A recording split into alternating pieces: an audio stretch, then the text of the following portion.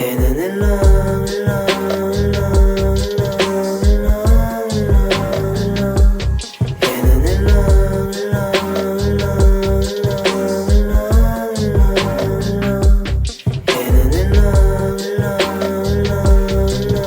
like fish in here because my roommates made salmon last night. And by roommates, I mean parents, because I moved back in with them. For the second time in my life, I should add. Sun comes up and sun comes down, yeah. 시간이 지나가면 난 goes down, yeah. 작업실에 홀로 나만 make it loud, yeah. 결국 이건. So I got my first book of the month package today. Talk about a business that fits a need. Like, I feel like I've been spending more time on Goodreads just trying to find the right book to buy rather than actually reading, and that is what the good people at Book of the Month help you avoid. Da da da da! Look at this beautiful cover. Hello! So basically, the folks at Book of the Month are vetting hundreds of different titles every single month, so they're doing the heavy lifting for you, and then they give you their top 5 to choose from so that it's much more approachable, less decision paralysis for you, and more time actually reading. And they really try to promote authors that are new and emerging, so you're reading someone on the up and up. I picked this book, Memorial, out of the November lineup because I try to read books that are as far as possible from my perspective as I can get. Brian Washington, the author, wrote about a gay couple in Houston. One of them is a Japanese-American chef at a Mexican restaurant, and the other a black daycare teacher, which are two perspectives I have virtually no access to. I'll list the other selections here, as well as a link in my bio to sign up. You can get your first book for only $9.99, and for a hardcover, like, that's pretty good, and you can skip any month at any time. So if you're like behind on reading and you want to skip December or January, you can totally do that. Thanks to Book of the Month for sponsoring. I am gonna put probably the first couple chapters of this book on my agenda for today. I do have the day off of work, so it's a mental health day for me, which is nice. And now let's catch you up on my life. So basically, since you've last seen me, I moved out of my SF apartment, came back home, dropped all my junk off here, and then I headed out to Montana for a solid month with my parents. They have started living out in a cabin in Big Sky part-time. I'm still remote work, so I joined them and really loved it. So I'm heading back out in a couple weeks to spend another 3 weeks there. Might even move there, but anyway, cumulatively, I've been back at home for about 3 months now, and it's come to my attention that it is possibly the most popular time to be living at home with your parents. If you didn't know and you're new here, welcome, subscribe if you'd like. When I first graduated college 3 years ago, I moved back in with my parents for a solid year and a half, I want to say 2 years. So I'm no stranger to living at home with my parents. I'm not going to claim to be the expert, the guru, the advice giver on it, but I have done it before. But I saw a report in a Forbes article that said that more people or more young adults are living at home right now than the Great Depression. Like 52% of young adults, it said, are living at home with their parents, which is, it's not shocking based on our lack of social safety net and the way the administration has handled this pandemic, but that's a lot higher than I thought. Like half of people in their 20s living at home doesn't quite seem right.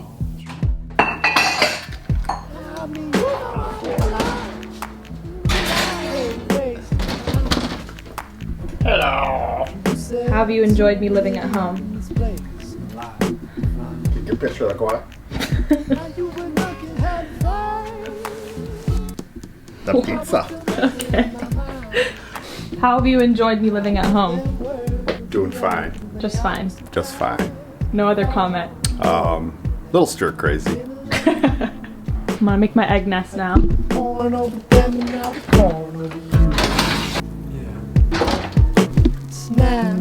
By the glint of old glassy eyes.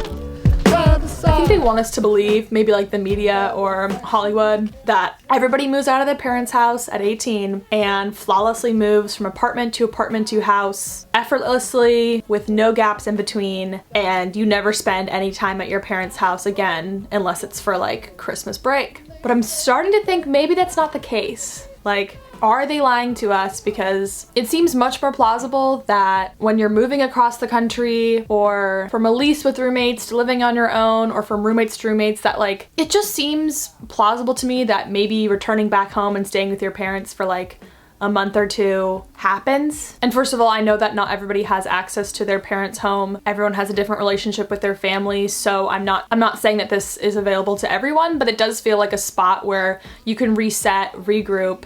It is this kind of like forever home that you can always return to when you need to like spin up another plan. It also feels like there should be some shame attached to it, like as if I should feel like I'm not a real adult, that I will never achieve this unattainable cool girl personality while I live at home. But honestly, I don't feel any shame. I used to feel a lot more embarrassed when I would have to tell a very senior coworker that I'm living at home with my parents, but it's just sort of normalized now. Like people just sort of get it by virtue of the pandemic that like a bunch of people are in different living situations than they normally would be. So it's kind of a hot time to be living at home with your parents.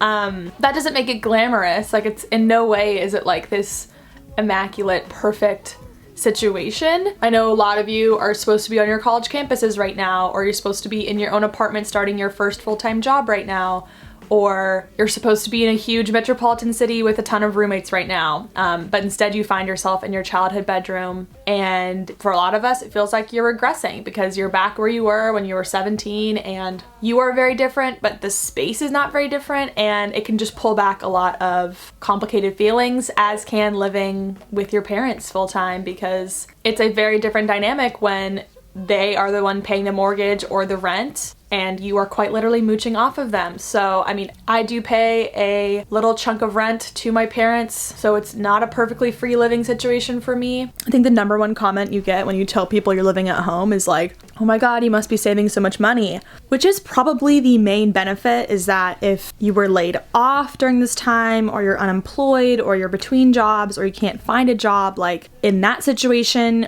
if you're living at home, you don't have to worry about a lot of the expenses that would be on your shoulders. If you were on a lease or on a mortgage, I know that I probably will never have another opportunity to save this much money again, so I'm trying to make as much progress with my debt as possible. And today I checked my bank account and I'm actually able to pay off my car today. I bought my car in January of 2018. Thanks to my parents allowing me to take up residence in their home, I'm gonna be able to pay it off today. Like, despite regressing back to my high school self, I am growing up and I am moving forward. It is possible to do at home, folks. Doesn't have to be financially, I might add. I know that finances are super individual and unique, and I am very privileged to be able to have enough income to do this right now in this moment in time.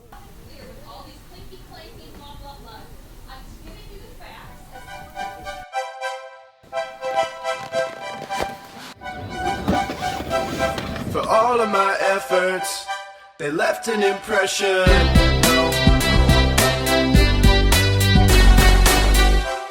The curtains out Sunday, come Monday we're on no show. Got doses on doses. So I decided to go hiking today. Number one, because I got my hiking stamina up to a really good point in Montana and I don't want to lose it before I go back, even though it'll be very much snowy wintertime when I return. And then also I got these new hiking boots that I love, and allegedly they take 60 miles to fully break in. They're pretty much broken in at this point. Like, I don't get blisters anymore. They're super comfortable, but I wanted to clock in 60 miles within 30 days, and I'm at like 57, and this hike is like 7.9 miles, so I should be able to punch it out today. So I will see you on the trail. Yeah.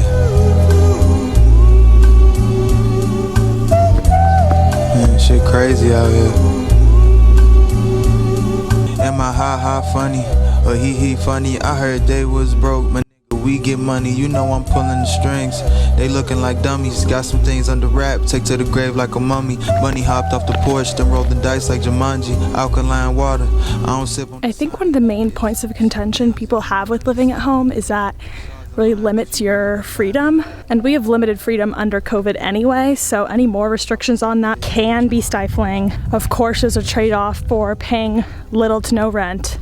My parents are like pretty laissez-faire, but even I have definitely not had the most flourishing relationship with my parents over the past few months. A lot of factors at play, but in no way am I saying I have like the most healthy, functional relationship with my parents, and it is like just a dream to live at home. It just does work better than anything else at the moment. On the flip side, I remember when I was at college for 3 years and then made the decision to move back home, one of my like very intentional goals was to spend purposeful quality time with my parents. So I made a lot of efforts to like plan bike rides with my dad and go to the farmer's market with my mom and like go on errands with them when I could and cook with them when I could. And I'm very well aware of the fact that we have limited time with our parents, so I wanted to take advantage of being so close to them. But now, on my second time living at home, I've been super bad about actually developing a relationship with my parents and bonding with them, and it's more on me than it is them. So it's not to say that living at home with your parents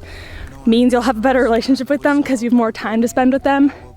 In my case, I think when I move out the next time, I will actually have a more healthy relationship with my parents, because when I come home for breaks and for vacation, with that limited time, it'll be much more approachable to spend like uninterrupted, heavy doses of quality time with them. All right, I started over there at that lake that looks like grass, but it's actually a lake, and now I'm here. There's a little bench. For those of you that are living at home, I would love to hear your thoughts on your relationship with your family and how that's all been going, and if you feel like you're regressing or if you feel like you've still been able to make strides forward in your life during this insane time. So comment below. Gave you my heart for one evening. Girl, you changed up like the seasons on me. You broke my heart for no reason. That shit's fucked up. That shit's fucked up. Yeah. Gave you my heart for one evening. Girl, you changed up like the seasons on me. You broke my heart. This like epitomizes Northern California hiking. I am bummed that so many wild bears were hunted out of California, but it does mean that I feel a lot safer hiking here alone than in Montana. I'm just full of silver linings today. Silver Linings Playbook 2017. 2015? 2014? Could even be 2013. Who is to say? Another plus of hiking alone is that you don't have to keep up with anybody's pace, you know? If I want to sit here on my fat ass and listen to the trees rustle for 30 minutes, I can do that. Like, no one's pushing you. I don't hike to maximize my workout. I hike for my like overall well-being, so I'm not worried about like beating my personal best and like getting the best pace. I literally just do it to be in nature and get fresh air and like get my body moving without just setting the treadmill at 8 and making myself just run. Like, big hiking girl over here. Girl, you changed up like the seasons on me. You broke my heart for no reason. That shit's fucked up. That shit's fucked up. Oh.